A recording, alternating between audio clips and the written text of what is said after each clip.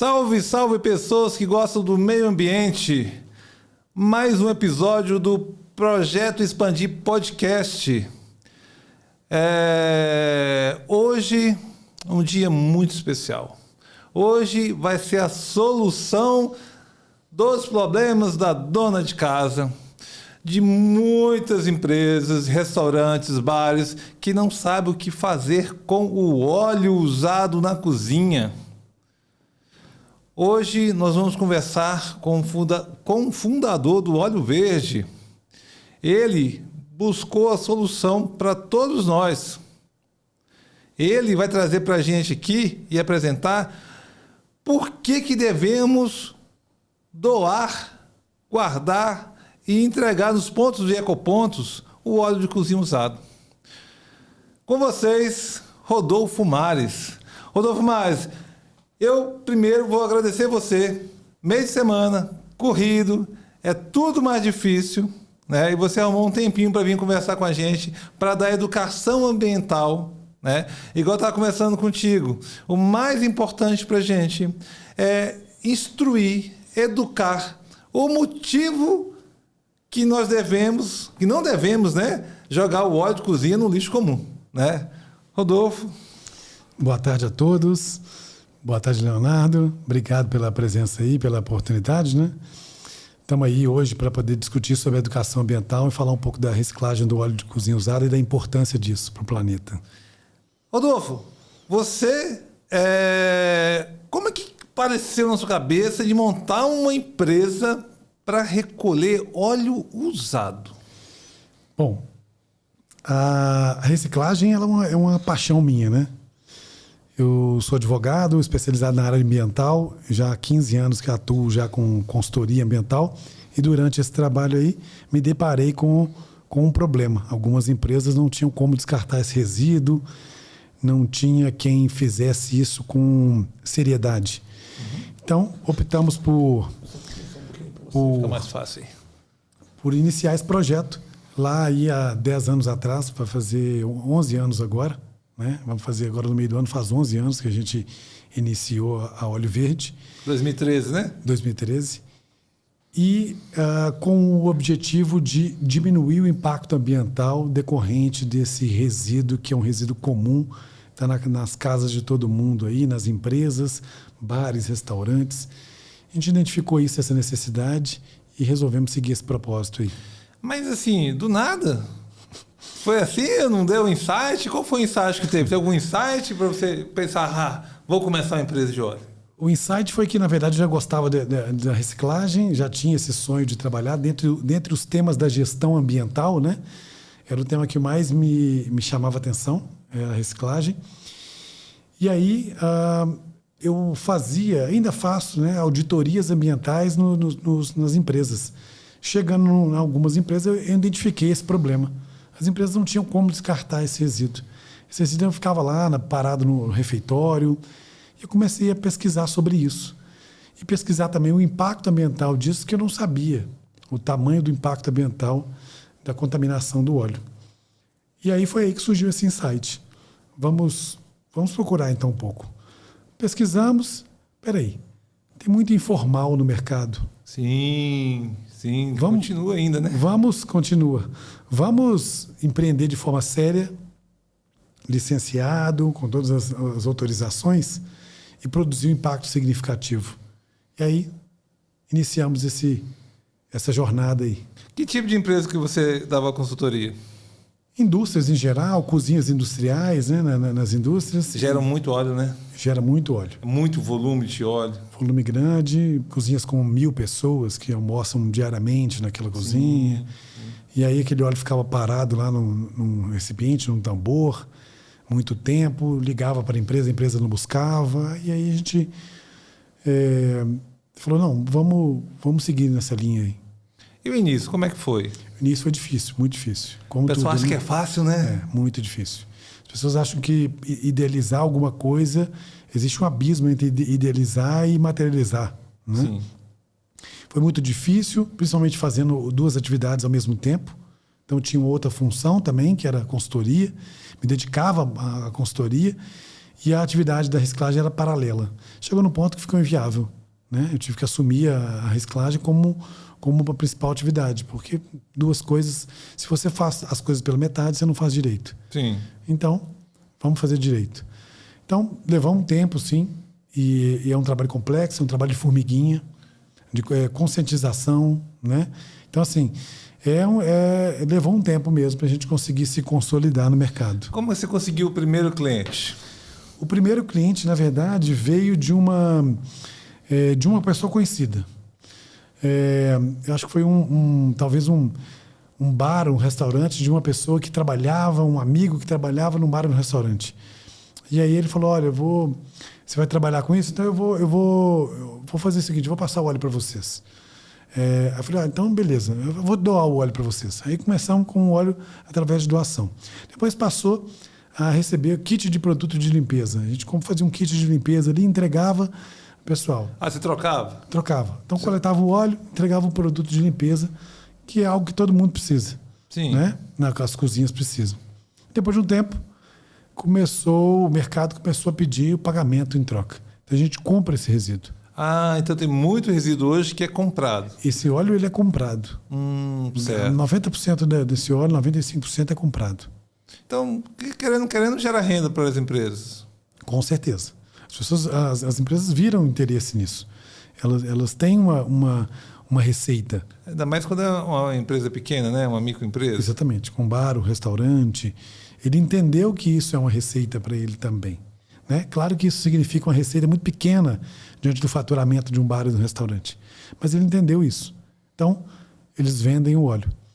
Mas é até bom que, fazendo isso, ele tem uma troca maior do óleo, né? Para cada alimento também não ficar um alimento, exato, sei lá, estragado. Quando o estabelecimento ele é um estabelecimento que preza pela qualidade, sim, ele vai trocar mais vezes. Né? Então, tem redes aí que a gente atende aí grandes que elas trocam mais vezes. Por semana tem 150, 200 litros por semana num estabelecimento só.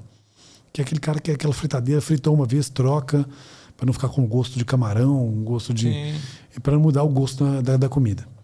Outros lugares não, passam aí semanas, até mês, para poder trocar esse óleo. E aí, realmente, de fato, impacta na qualidade do alimento. Mas aí, esse óleo...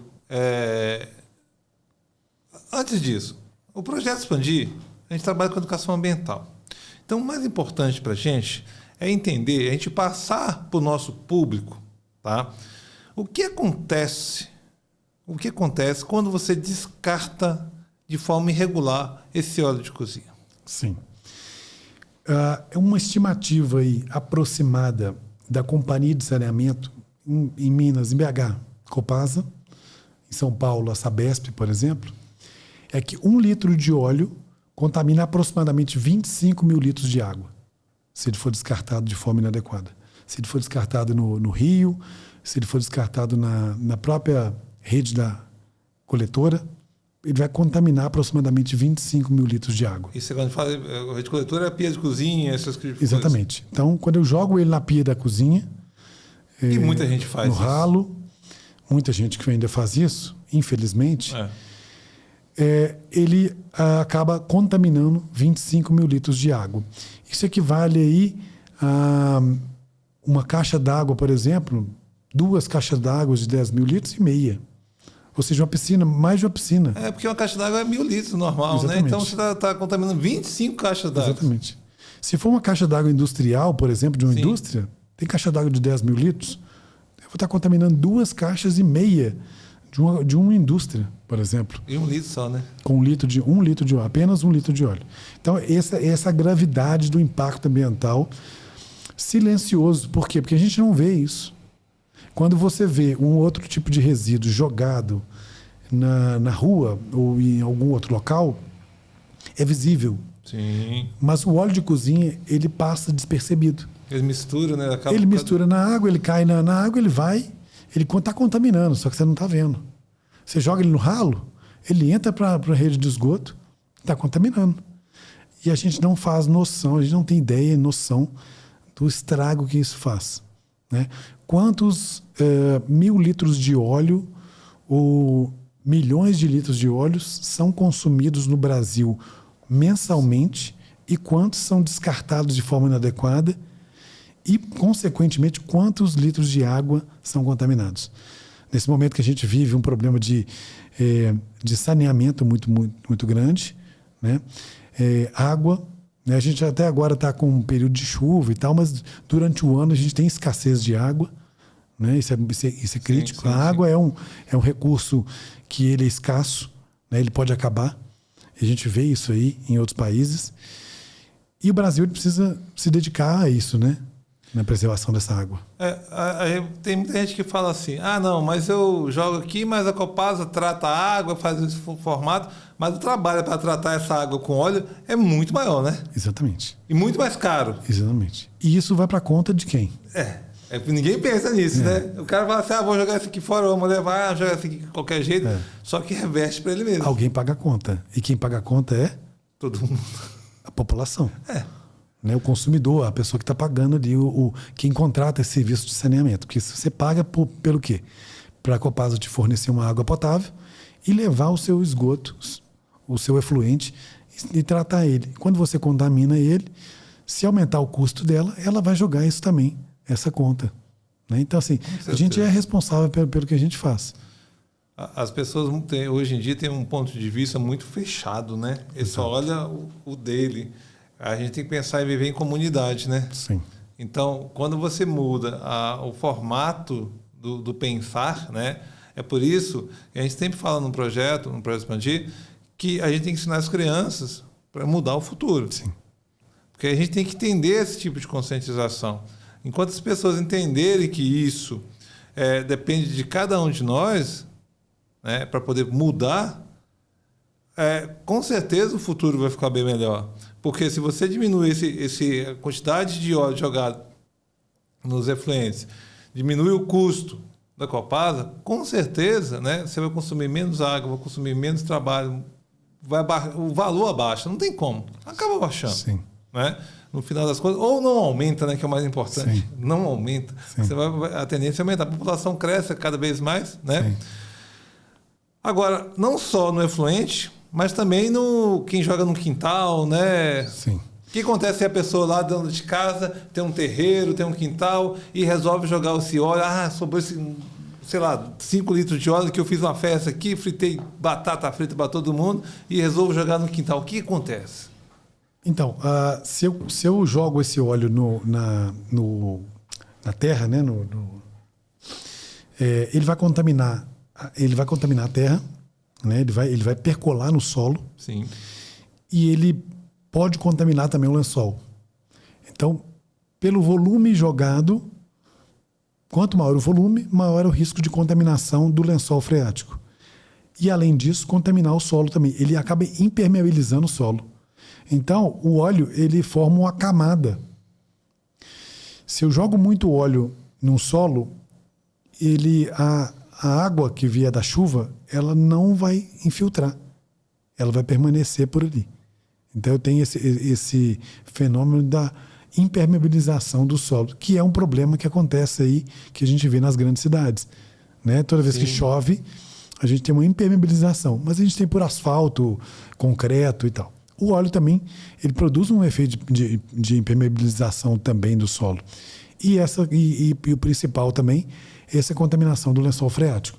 Então, é um risco também descartar esse óleo no solo. Porque muita gente, né, que tem quintal em casa, quer plantar, quer fazer a hortinha dela, né? Aí joga o óleo ali no quintal, aí de repente fica mais consciente e fala assim, não, vou fazer uma horta em casa. Ela consegue? Se ela tiver jogado o óleo naquele local lá, o terreno não vai ficar bom para o plantio. Isso é fato. Vai impermeabilizar, ela não vai conseguir. Então, assim, esse é um ponto. Se eu quero plantar, eu vou ter que cuidar do solo. Se eu quero cuidar do solo, eu não vou jogar nada nele que seja nocivo para ele. Porque o que a gente está falando, isso na parte da educação ambiental, que é muito importante, né? Que as pessoas tenham consciência disso aí. Porque muitas vezes, hoje, você pode ter um terreno ali que você não está querendo fazer nada. Sim. Mas daqui a uns 2, 3, 4, 5 anos, a pessoa muda, resolve plantar, ela perdeu aquele terreno dela todinho, né? Exato. Então, assim, uma coisa que podia produzir fruta, podia produzir verdura, hortaliça, ela praticamente mata o solo. Sim. E esse é um problema. Então, mais um impacto ambiental que a gente percebe. Além de contaminar a água, contaminação do solo, que se desdobra em outros impactos também. Né? Agora, tem solução, né? Tem solução. E então, a gente está aqui para isso. Você pode pegar o óleo de cozinha, vocês coletam gordura também, é isso? Exato. Óleos e gorduras. Vegetal e animal. Ah, é? Qual que é a diferença, assim, em termos de... Vamos dar um exemplo. O óleo vegetal é o óleo de soja que você vai lá e compra no supermercado. Sim. Tem óleo de palma, óleo de girassol, todo o óleo vegetal vendido. Até o azeite também, né, que é da oliva. E tem também o óleo animal. Pode ser um óleo de peixe, pode ser uma gordura, pode ser uma banha de porco. Tudo isso, óleos e gorduras, eles processados, eles servem para a gente produzir um outro produto com isso. Então, tudo isso produz impacto. Claro que alguns mais que outros. Então, o óleo, por ser mais líquido, ele produz mais impacto do que uma gordura, por exemplo. Porque espalha mais. Ele espalha mais fácil. Espalha mais fácil. Exatamente. O que pode ser feito com esse óleo? Vocês recolhem, né? Exato. Como é que transforma ele? Ele transforma em quê? Esse óleo ele é coletado, ele passa por um processo de reciclagem, de filtragem, limpeza dele, e ele é comercializado para a indústria do biodiesel. Ele vira biocombustível. Hoje o Brasil ele é o líder mundial em biocombustíveis. E existe um mercado muito grande para isso, que é um combustível de baixo carbono. Ou seja, a emissão de carbono do biocombustível, que é o biodiesel é um deles, é muito inferior a um combustível fóssil, por exemplo.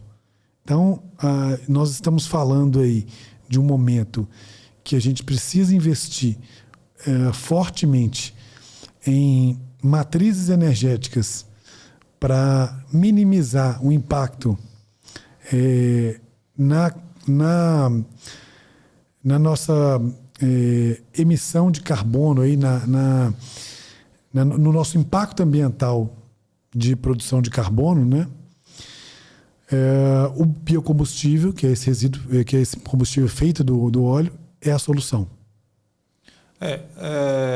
Quando você pega ele, até por causa de valores mesmo, né? O combustível, a gasolina, o óleo diesel, aumenta muito o valor. Acontece a mesma coisa com o biocombustível? O biocombustível também, mas ele recentemente ele sofreu uma queda, né? Por conta da matéria-prima. Por exemplo, a soja é uma commodity, né? Uhum. E o principal produto que se fabrica o biocombustível é a soja. O Brasil é um dos maiores produtores de soja do mundo. Então, recentemente, o mundo vem passando por quedas desse preço da soja pelo excesso de produto no mercado. Então, acabou que o biodiesel ele reduziu um pouco, sim. Mas é algo que a gente sabe que pode ser passageiro, né? Ele pode subir um pouco daqui a um tempo também. Além do biodiesel, o Brasil existe já uma proposta que lá fora na Europa já existe, de que o Brasil possa produzir, se não me engano, já tem uma usina no Brasil que produz o combustível sustentável da aviação civil, que em inglês a sigla chama SAF, S-A-F, que é o querosene da aviação civil, feito do óleo de cozinha usado. Sério? Feito do óleo, do óleo, na verdade, né? Do óleo de cozinha. Porque o óleo de cozinha usado seria reciclado. Exatamente. Então aí você vai agregar em cima, mais o volume mesmo grande é da própria soja. Exatamente. E aí, por exemplo, existem produtores que produzem a soja não só para exportar o produto, mas como a soja para produzir o combustível também, né? É possível produzir o combustível daquele. E grande parte hoje é disso, do biocombustível no Brasil. Então, existe uma discussão sobre isso. E aí, recentemente, se eu não me engano, semana passada, a Câmara dos Deputados, em Brasília, aprovou o projeto de lei do combustível do futuro, que trata dessa questão de aumento do percentual do biodiesel na mistura do diesel. E também a produção do querosene da aviação civil também no Brasil. Mas quando você coloca o biodiesel no diesel, né? Interfere na potência, alguma coisa ou não? Há quem discuta que interfira um pouco, às vezes, na limpeza dos bicos do veículo, mas é algo que algumas empresas estão fazendo testes, estão adaptando motores. Então, assim, a meu ver, se eu tenho um combustível que ele polui a camada de ozônio, né? Ele acelera o processo de mudança climática, e o outro que, pelo contrário, ele tem um outro fator, que é um biocombustível, eu vou ter que investir num biocombustível, porque eu estou falando de um cenário mundial. Nós estamos sofrendo isso aí, né? Então, a própria indústria automobilística ela vai ter que se adaptar a isso também. Isso é a lógica, né? Porque senão acaba o próprio diesel, acaba e aí? Né? Exatamente. Quem que é o renovável? Exatamente. Né? E aí, nós estamos falando de um combustível fóssil, ele é um combustível que ele pode acabar, né? Ele é escasso. O biodiesel ele é renovável, então eu posso plantar novamente, eu posso colher ali, posso produzir aquele biocombustível e colher novamente. Então ele é uma das fontes, né, de energias renováveis.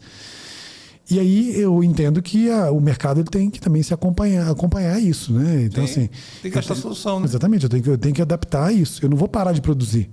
Eu não vou parar de produzir veículo, mas eu vou produzir veículo que eu vou contaminar menos o meio ambiente. Sim. Né? Diminuir o impacto ambiental. E esse que é o objetivo, né? Você procurar soluções para melhorar o meio ambiente. O conceito de desenvolvimento sustentável é isso, né? Sustentabilidade. Porque fica muito fácil, se cada um quiser fazer do jeito dele, né? Não, eu vou jogar meu lixo aqui, eu vou fazer... Tem reciclagem, gente. Claro. Aprende a pegar o copo, aprende a usar o... Vamos aprender a fazer as coisas corretas. Exato. Vamos consumir menos, vamos imprimir menos, vamos fazer as coisas... não, mas eu preciso de um papel... Faça rascunho, aproveite o que não tem jeito, aproveite, use as tecnologias para não ter que imprimir. A gente tem que se adaptar. Sim. Senão a gente vai ficar na era das cavernas pro resto da vida. Exatamente. E esse conceito também de desenvolvimento sustentável, ou vamos falar de sustentabilidade, Sim. Ele envolve vários pilares. Então eu vou colocar o pilar econômico também, né, nisso. Então o ambiental é um deles. E é um dos principais. Mas eu vou falar também de social, vou falar de econômico também. Então, eu tenho que caminhar em conjunto. Sustentabilidade é isso. Sim, concordo. O projeto, né, a gente faz um trabalho muito grande com escolas, com comunidade, né? Por isso que a gente montou o podcast, para trazer pessoas que realmente conheçam dos assuntos, né? Porque é muito fácil, você vai na pesquisa na internet, fala qualquer coisa e ensina. Não, a gente tem que conversar com quem trabalha com as coisas, né? Nós tivemos agora, no último podcast, com o pessoal da José Alves, um empreendedor também que trabalha com essa parte de coleta, né, de resíduos da área da saúde, como tem que ser feito toda a destinação correta, a ter o nível 1, 2, né? Tem que fazer... Classe 1, classe 2, isso.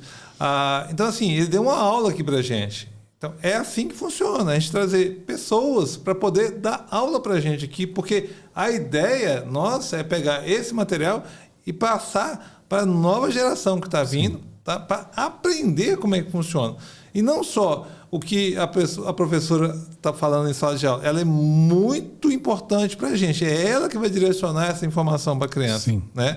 É ela que vai fazer tudo para a gente. Então, a gente tem que dar recurso para ela, material para ela. E que material melhor do que o próprio empresário que trabalha com isso? Porque aí... a gente sabe de política, a gente sabe de pontos de vista, a gente sabe disso tudo. Mas quem trabalha com isso sabe muito mais do que está acontecendo. Sim. Né? É que você conhece o ciclo inteiro. Sim. Você atende a empresa, você compra, você vê o processo, como que vê o material, como que ele é destinado correto. Muitas vezes você vai pegar óleo que tem muito sujo. Sim. Né? Então, o seu trabalho também é muito grande, que você não pode entregar um produto ruim. Sim. Né? Porque senão não consegue funcionar. Sim. Então, se você educa aqui atrás, né, como que deve ser feito, com certeza toda a cadeia agradece. Toda a cadeia. Né? E aí entra nesse ponto que você está falando. Quando todos fazem da forma correta, né? Porque eu sempre falo o seguinte: dá o mesmo trabalho fazer do jeito certo e fazer do jeito errado. Você escolhe qual que você quer fazer. Sim. Se você quiser condicionar de um jeito, não, quero fazer desse jeito, que eu gosto desse jeito, mas o jeito errado, ele vai te dar trabalho, vai sujar, vai não sei o quê. Aí você orienta da forma correta, a pessoa bate a cabeça. Fica a critério dele. Sim. Né? Então, assim, por isso que a gente fala, o mais importante é educar. Quando a gente educa, né, e aí a gente vem explicando os motivos, igual você está falando, a contaminação. Só que tem soluções. Né? Você vai transformar uma coisa que era para ser ir para o aterro e contaminar, que acaba contaminando, porque óleo é mais complicado, ou ir para o lençol freático, você está dando uma solução. Que é um combustível de alto valor agregado, vamos dizer assim, e que não polui o meio ambiente. Sim. E entra naquele conceito de economia circular. Sim, com certeza. Né? Eu coleto um resíduo que ia ser descartado, ia gerar um passivo, e estou fomentando a economia de alguma forma, gerando emprego, vendendo esse resíduo, transformando ele em matéria-prima para um outro tipo de produto, que depois ele é produzido e comercializado no mercado. Esse é o conceito da circularidade. Né? Ou seja, esse resíduo ele não se perde nessa cadeia. Né? Ele vira um outro produto. Então, o conceito de economia circular é um pouco sobre isso. A gente acaba tendo que conscientizar o gerador desse resíduo, seja estabelecimento comercial, a gente tem que falar um pouco sobre isso também. Sim, com certeza. Não coloca sujeira dentro da bombona, separa o resíduo sólido, o que for orgânico, sólido, você manda lá para coleta, para coleta pública, ou descarta, ou dá um descarte adequado, manda ele para compostagem. Puxando um adendo aqui, só dar um adendo aqui, semana que vem vai vir um pessoal da Massala aqui. Legal. Amigos meus. Então, que bom, E depois a gente pode fazer uma roda em conjunto aqui. Quem sabe, mais pra frente a gente vem, mas aí a lógica é essa, né? Trazer o pessoal que está preocupado com o meio ambiente. Marsalos é sensacional. Marsalos, ele trabalha também com resíduo orgânico, né? Sim. A gente gera um resíduo orgânico decorrente da separação do óleo lá. Que a gente vê que o pessoal acaba misturando as coisas lá, jogando um resíduo misturado. Bom, uma coisa importante é que a gente precisa trabalhar a educação também do gerador, do grande gerador também. Fala com ele, olha, separa esse resíduo, peneira ele. Quanto mais peneirado ele tiver e mais limpo ele tiver, maior vai ser o valor que eu vou conseguir te pagar por esse óleo, comprar esse resíduo na sua mão. Então, a sua receita vai ser maior. Então, você conversa lá com o pessoal da cozinha, que está diretamente ligado a esse resíduo, explicar para eles da importância disso também. Mas eles escutam? Eles fazem? Alguns sim. Quando dói no bolso, sim. Né? Porque entra aí, é o que eu estou falando contigo, a educação ambiental. Exato. Então, o que acontece com a educação? Muitas vezes você fala com o empresário, só que na cadeia dele, ele não vai conversar com o funcionário dele. Sim. Né? Vai assim mesmo e tal, né? Ele faz o processo. Aí que precisa ter a cadeia de educação. Exato. E você imagina, o resíduo é a última coisa que um bar e restaurante está preocupado. Sim. Qual que é o produto dele?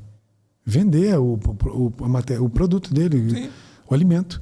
Então é a última coisa que ele vai ligar para a gente na hora que estiver cheio lá e ele vai falar, coleta aqui amanhã. Então, de fato, ele fica para depois. É sempre para depois o resíduo em si. Então passa por isso. Eu tenho que ter pessoas conscientizadas, né? E é um trabalho de formiguinha mesmo. Por isso que eu ainda acredito que a conscientização nas escolas seja o caminho. Porque se eu trabalho com as crianças, a criança vai educar o adulto.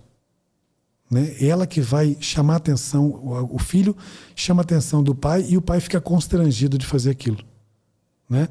Teve um exemplo, um caso de um cliente nosso que ele contou que ele estava numa feira e tal, e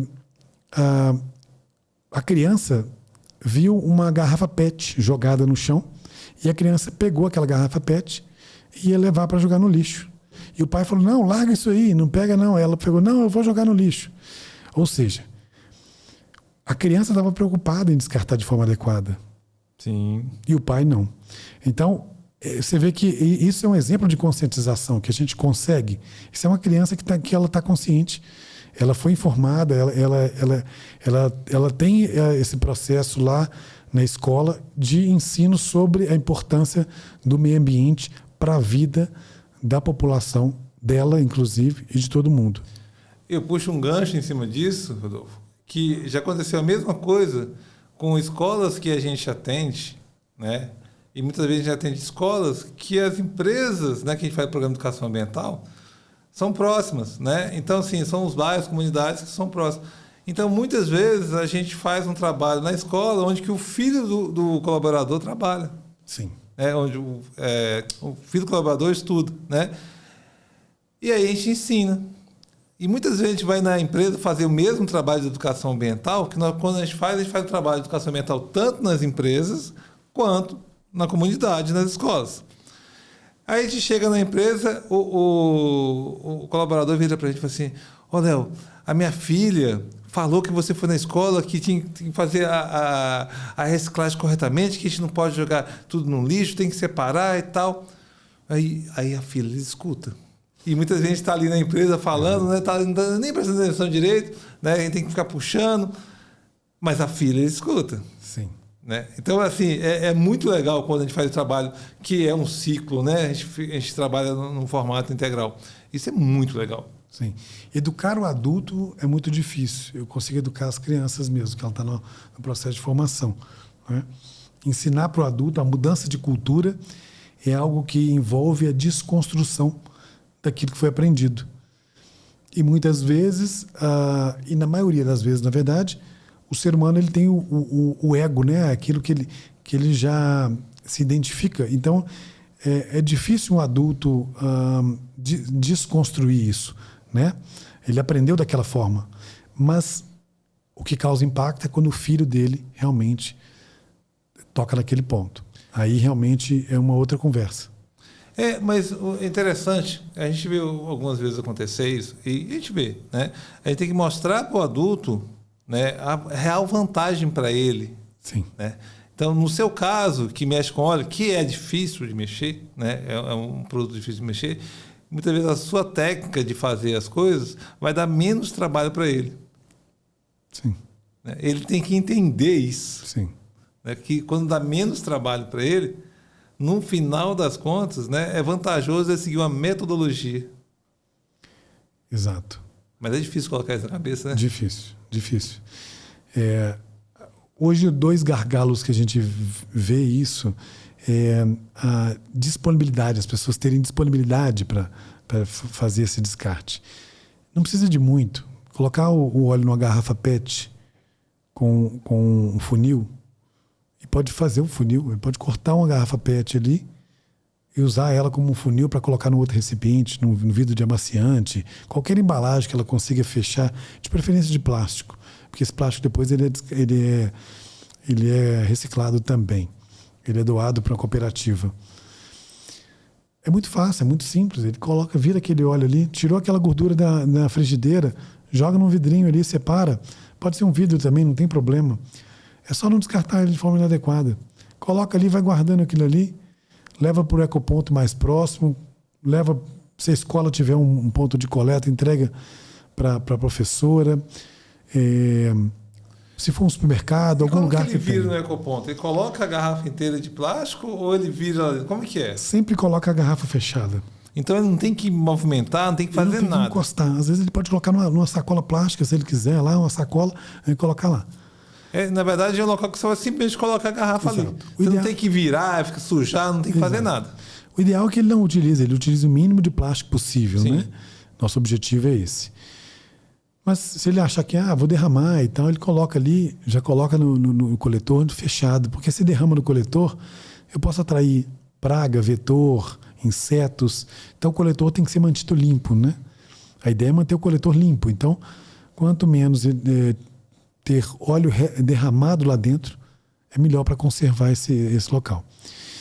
Hoje a gente tem diversos locais que recebem isso. Então, alguns supermercados, algumas redes de supermercados têm pontos de coleta, algumas ONGs. Então, no nosso site, por exemplo, a gente identifica lá quais são os pontos de coleta. Tá? A gente fala quais são os pontos de coleta por região também. E aí, muitas vezes o pessoal entra em contato com a gente pelo WhatsApp e a gente indica lá, acima de 10 litros a gente coleta. Menos que 10 litros, eu vou te pedir para levar para um ponto de coleta nosso. Tem esse, todos esses locais são pontos de coleta. Eu vi no seu site que você tem lá o Supernosso como um ponto de coleta. Exato. Aí eu te pergunto, como é que foi para você fazer a parceria com o Supernosso? Foi legal. A gente... o Supernosso tem outros resíduos lá que eles recebem também, né? Me parece que já existia uma demanda. As pessoas chegavam lá no supermercado para querer descartar isso. E aí firmamos uma parceria com eles. Eles te procuraram? Ou você fez um trabalho Eu fiz um ativo? contato com eles inicialmente, ativo, para entender como é que eles estavam descartando, e eles resolveram firmar a parceria com a gente para poder coletar o óleo das cozinhas, que hoje gira em torno mais ou menos de 3 mil litros. Só das cozinhas do Supernosso? 4 mil litros, depende do período. E aí, conversando, a gente podemos instalar também os ecopontos em algumas unidades. Vamos. Então, colocamos em algumas unidades. Dá para expandir ainda, tem espaço para expandir. E redimensionar isso, recolocar isso em outras áreas também é importante também. E a gente percebeu que é um dado curioso, é que quanto maior o poder aquisitivo, menor o consumo de óleo. Sim. Então o Belvedere, o Vila da Serra, consome menos óleo do que o Barreiro, por exemplo. Porque não tem a ver com a densidade demográfica, populacional. Então o Barreiro tem muitas pessoas. O Vila da Serra hoje também está se transformando nisso, né? Os condomínios com muitos moradores. Mas tem o poder aquisitivo, ele influencia também no hábito. Então, no Belvedere, por exemplo, as pessoas pedem um iFood, sai para comer, ela tem uma vida mais fit. Usa, né? mais airfry? Usa mais airfry. O airfry também dá para a gente separar o óleo e a gordura que sai por baixo, lembrando, tá? Sim. Não podemos escapar disso também. Então, a gordura que sai do fundo do airfry também, se quiser tirar ali, tem uma gordura que até endurece. Você tira ela com a colher, coloca lá no vidrinho, depois a gente vai derreter isso lá no processo de reciclagem. Em compensação, outros bairros de classe média baixa, nós temos um consumo de óleo maior pelo hábito. Então, pastel, coxinha, torresmo, o hábito de tomar um em casa, porque hoje em dia está caro sair, né? Então, se as pessoas saem, quem tem o poder aquisitivo maior sai mais, né? Ele consome no bar e no restaurante, e as outras pessoas consomem em casa, então ela gera mais em casa. Isso é curioso. E aí nós identificamos também um outro dado. Qual? Que tem a ver, além do poder aquisitivo, a disponibilidade das pessoas. Então, o Buritis, as pessoas que moram no Buritis, elas têm menos disponibilidade de tempo e de disposição de levar o óleo para o ecoponto do que no Lourdes, por exemplo, que tem um poder aquisitivo alto. Por quê? Porque no Lourdes tem aposentado. E o aposentado tem tempo para poder fazer isso. Então a gente percebeu isso também. Entendeu? Então a gente percebeu que tem o hábito, que envolve a questão do poder aquisitivo, e tem também a disponibilidade. A pessoa aposentada, ela tem tempo, e aí ela Sim. consegue ir lá e levar esse óleo lá. Entendeu? Agora, o que está na correria do dia a dia, às vezes um recém-casado, pessoa mais novo, ele trabalha fora, quando ele chega em casa, chega cansado, ele passa no supermercado, compra alguma coisa e vai embora para casa, a última coisa que ele vai pensar é o óleo. E o consumo dele é bem pequeno. E às vezes o consumo dele é menor, porque ele fica fora de casa, almoça no trabalho, almoça na rua. Então, isso também é um fator que a gente identificou como um ponto também, que é interessante, assim, entender quem são essas pessoas, quem está gerando esse resíduo, por que ele gera esse resíduo. Sim, mas é aí que eu viro para você e falo, por que a gente traz vocês no podcast? Por causa disso. Porque aonde que tem esse dado que não seja com você que é o mais interessado? Pode ser que você não ache esse dado com quase mais ninguém aí. Então, a história é essa. Como é que eu busco um dado, né, que uma pessoa vai supor que é de um jeito e não é? Sim. Né? Porque aí influencia o quê? Influencia o poder aquisitivo, influencia a idade dos moradores, influencia a idade do bairro, né? Porque um bairro muito novo, um bairro muito velho, o volume de pessoas no local. As pessoas não olham isso. Exato. Né? É só falar assim, não, você tem que fazer. Peraí, mas gera, não gera? Onde que gera mais? Por que gera? Onde que eu levo? Como que eu vou fazer? Como que eu faço? Porque senão você faz um esforço muito grande. Para mim, Rodolfo, uma mensagem que você gostaria de passar para as pessoas. A mensagem que eu gostaria de passar para as pessoas é: toda ação que a gente toma tem um reflexo. O simples descarte correto desse resíduo, do óleo de cozinha, ele produz o impacto positivo. Não custa nada descartar esse resíduo de forma adequada. Procura um ecoponto, liga para a gente, ajuda alguma organização social, mas são pequenas ações que, somadas ao longo de anos, a gente consegue produzir impacto positivo. Né? Então, é no diário. É um dia após o outro. Né? Um dia após o outro. Então, assim, não é da noite para o dia a conscientização, mas é algo que precisa ser falado, ser feito, exercitado com esse senso de coletividade. É isso. Nós moramos no mesmo planeta e não tem jogar fora, não tem fora. Só tem aqui. Não cabe a nós. Estamos no mesmo barco. A mudança climática vai atender todo mundo, vai pegar todo mundo. Já está pegando. Alguns conseguem escapar mais, outros não. Né? As populações vulneráveis, elas são mais impactadas, principalmente diretamente. Mas é em pensar nisso. Nosso papel no todo. Qual é o nosso papel no todo? Cada ação nossa, por pequena que pareça, ela contribui para um impacto grande, para um impacto significativo. É isso. Você queria agradecer a alguma empresa que você falou assim, nossa, essa empresa, ela realmente me ajudou a fazer a Óleo Verde? Aquela que transformou, falou assim, nossa, essa empresa que chegou no momento que eu precisei fazer a coisa girar. Nós temos alguns parceiros que são parceiros importantes, né, que ajudam a gente também.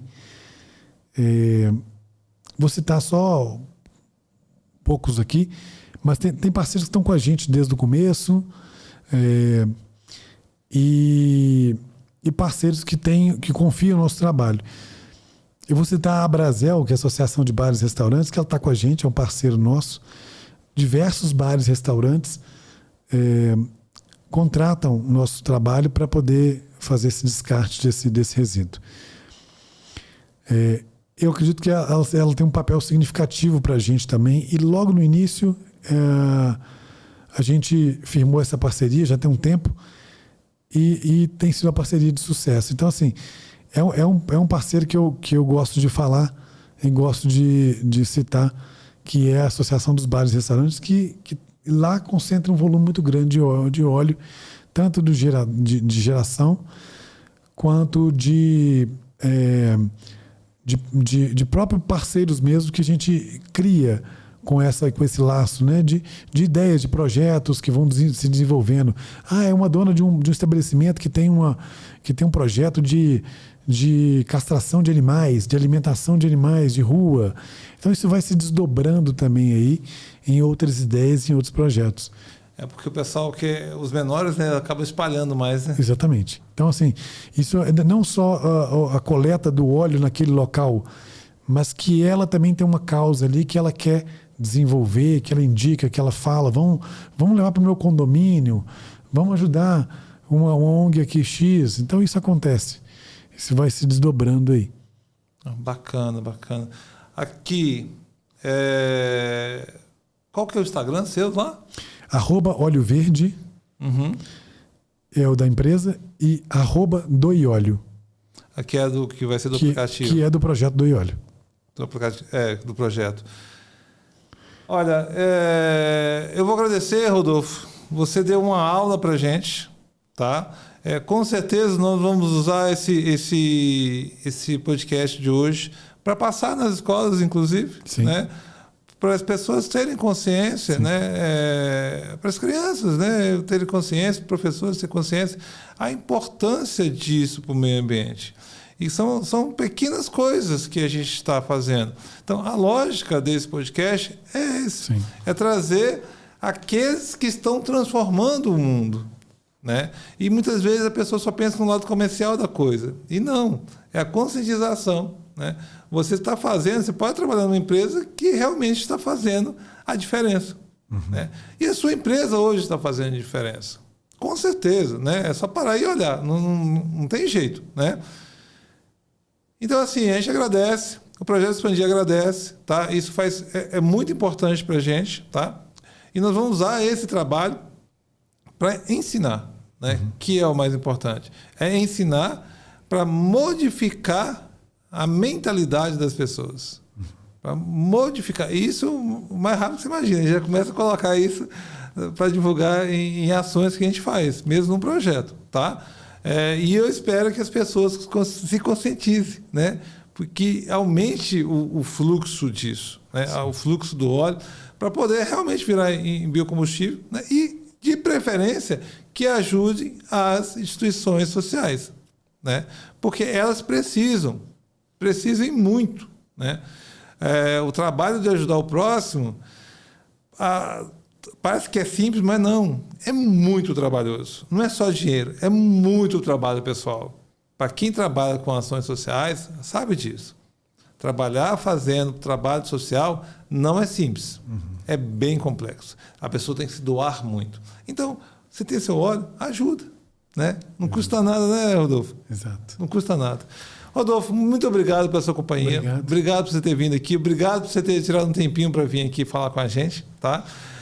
Espero que a gente tenha a oportunidade de ver você aqui novamente, trazendo outras pautas, né? Em pouco tempo. Com certeza. Obrigado. Eu vou agradecer pela oportunidade. Estou à disposição aí também. Se tiver um outro capítulo aí para a gente discutir com uma outra empresa, fazer uma roda de conversa, eu acho também legal. Estou à disposição. Obrigado, viu? Obrigado a você.